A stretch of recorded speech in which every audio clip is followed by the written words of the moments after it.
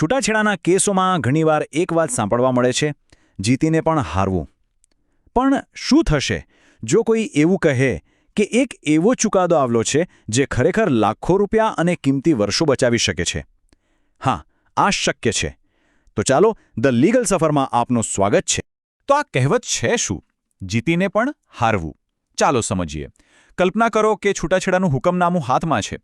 કાગળ પર તો મકાન કે દુકાન પણ નામ પર થઈ ગયું છે, પણ એનો કબજો જ નથી મળતો.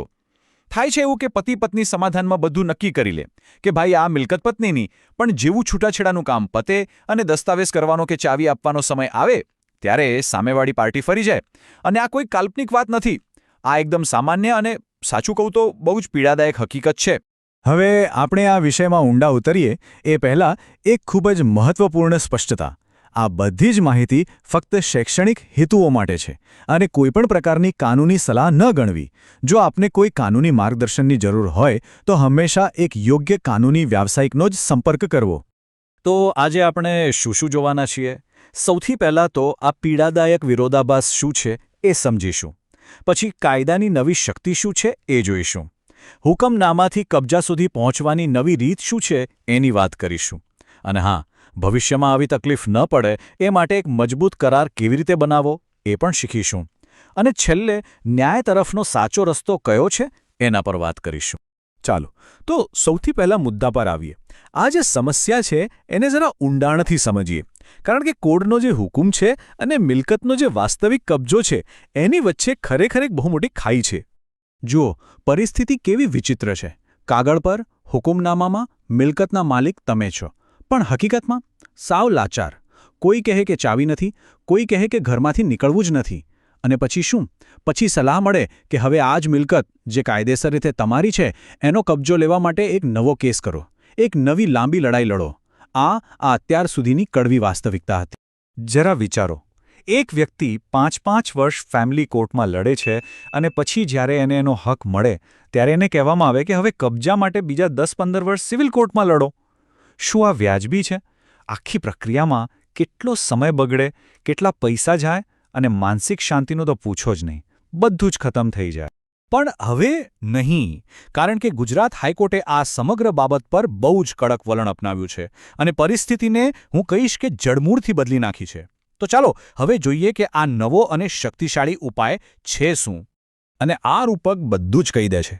હાઈકોર્ટે એકદમ સ્પષ્ટ શબ્દોમાં કહ્યું છે કે ભાઈ, ફેમિલી કોર્ટ કોઈ પોસ્ટ ઓફિસ નથી કે જ્યાં ફક્ત છૂટાછેડાના કાગળ પર સિક્કો મારીને આપી દેવાય.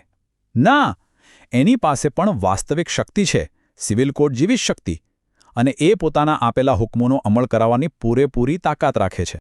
તો આ શક્તિ આવી ક્યાંથી? આ શક્તિ આવે છે ફેમિલી કોર્ટ એક્ટ 1984ની કલમ 7માંથી.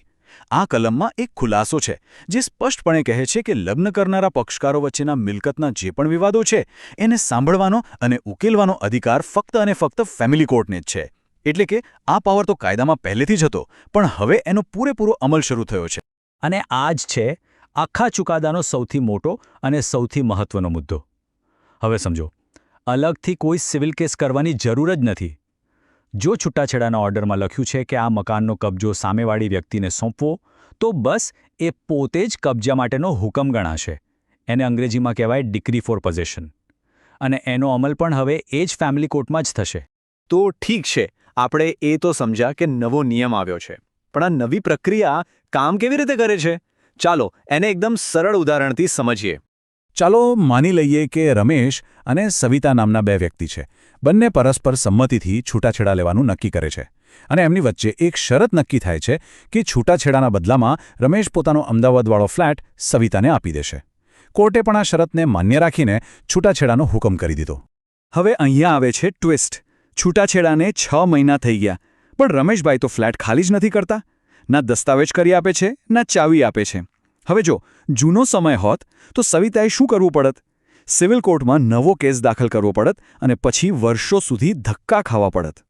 પણ હવે આ નવા ચુકાદાને કારણે સવિતાએ ક્યાંય જવાની જરૂર નથી.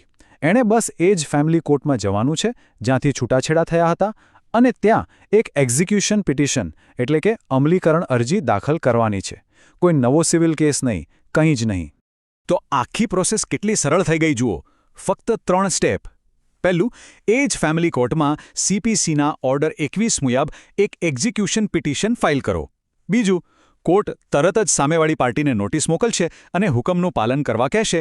અને ત્રીજું, જો એ લોકો હજુ પણ ના માને તો પછી કોર્ટ પોતાની શક્તિનો ઉપયોગ કરશે અને જબરજસ્તીથી હુકમનો અમલ કરાવશે. અને કોર્ટ પાસે કેવા કેવા શસ્ત્રો છે એ પણ જોઈ લો. કોર્ટ સામેવાળી વ્યક્તિના બેંક એકાઉન્ટ ફ્રીઝ કરી શકે છે, એની સંપત્તિ જપ્ત કરી શકે છે, અને સૌથી જોરદાર વાત, જો કોઈ દસ્તાવેજ પર સહી કરવાની ના પાડે તો કોર્ટ પોતાના જ એક અધિકારી, જેને કોર્ટ કમિશનર કહેવાય, એને નિમણૂક કરશે અને એ અધિકારી ડિફોલ્ટર વતી સહી કરી દેશે અને એ સહી એકદમ કાયદેસર ગણાશે. અને આટલું ઓછું હોય એમ, જો કોઈ હુકમનું પાલન ન કરે તો એને જેલમાં પણ મોકલી શકાય છે. તો અત્યાર સુધી આપણે વાત કરી ઉપાયની, પણ એ કહેવત છે ને કે prevention is better than cure, એટલે કે ઈલાજ કરતાં સાવચેતી સારી. તો ચાલો હવે એના પર ફોકસ કરીએ. આ બધી માથાકૂટમાં પડવું જ ન હોય તો શરૂઆતથી જ કેટલીક બાબતોનું ધ્યાન રાખવું બહુ જરૂરી છે. જ્યારે પણ છૂટાછેડા માટે સમાધાન કરાર એટલે કે કન્સેન્ટ ટર્મ્સ બને ત્યારે આ 4 વસ્તુઓ અચૂક યાદ રાખજો. નંબર 1, સમયમર્યાદા નક્કી કરો. સ્પષ્ટ લખો કે હુકુમ થયાના 30 દિવસમાં કે 60 દિવસમાં કબજો આપી દેવો પડશે. નંબર 2, એક ડિફોલ્ટ ક્લોઝ ઉમેરો, એટલે કે જો શરતનું પાલન ન થાય તો સીધી જ એક્ઝિક્યુશન પિટિશન કરી શકાશે એવું લખાવો. નંબર 3, પ્રોપર્ટીનું એકદમ વિગતવાર વર્ણન આપો. સર્વે નંબર, ફ્લેટ નંબર, સોસાયટીનું નામ, બધું જ. અને નંબર 4, જે સૌથી વધુ મહત્વનું છે, જજ સાહેબને વિનંતી કરો કે આ બધી જ શરતોને કોર્ટના ફાઇનલ ઓર્ડરનો જ એક ભાગ બનાવી દે. તો આ બધી વાતચીત પછી આખા ચુકાદાનો સાર શું નીકળે છે, એની સાચી અસર શું છે, ચાલો એને પણ સમજી લઈએ. આ ચુકાદાની સૌથી મોટી અસર 3 બાબતો પર પડી છે. પહેલું, સમય. જે કામમાં 10-15 વર્ષ લાગતા હતા એ હવે ઘણું જ જલ્દી થશે. બીજું, પૈસા. વારંવાર કોર્ટ કચેરી અને નવા કેસનો ખર્ચ બચી જશે. અને ત્રીજું, અને સૌથી અગત્યનું, ન્યાય. હવે ન્યાય ખરેખર મળશે અને બહુ જ ઝડપથી મળશે. ટૂંકમાં કહીએ તો ગુજરાત હાઈકોર્ટે હવે એક જ સીધો રસ્તો બનાવી દીધો છે. છૂટાછેડાના હુકમનામાથી લઈને પોતાના હકની મિલકત સુધી પહોંચવાનો એક જ સળંગ અને સચોટ માર્ગ. તો જો કોઈ વ્યક્તિ આવી જ કોઈ પરિસ્થિતિમાં ફસાયેલી હોય તો એમના માટે હવે રસ્તો ખુલ્લો છે. પોતાના વકીલ સાથે મળીને એક્ઝિક્યુશન પિટિશન વિશે વાત કરી શકાય છે. અને હા, અહીંયા એક મોટો સવાલ એ પણ ઊભો થાય છે કે આ ચુકાદો ભવિષ્યમાં છૂટાછેડાના સમાધાનની આખી પ્રક્રિયાને કેવી રીતે બદલી નાખશે. આ ખરેખર વિચારવા જેવી વાત છે. જો આ માહિતી આપને ઉપયોગી લાગી હોય તો આને લાઇક કરજો અને બને એટલા વધુ લોકો સુધી પહોંચાડજો, જેથી બીજા લોકો પણ આ મહત્વના ફેરફાર વિશે જાણી શકે. કમેન્ટમાં જરૂરથી જણાવજો કે હવે પછી કયા કાયદાકીય વિષય પર આપણે વાત કરીએ. અને હા, ધ લીગલ સફરને સબસ્ક્રાઇબ કરવાનું ના ભૂલતા. આપનો ખૂબ ખૂબ આભાર. જય હિન્દ.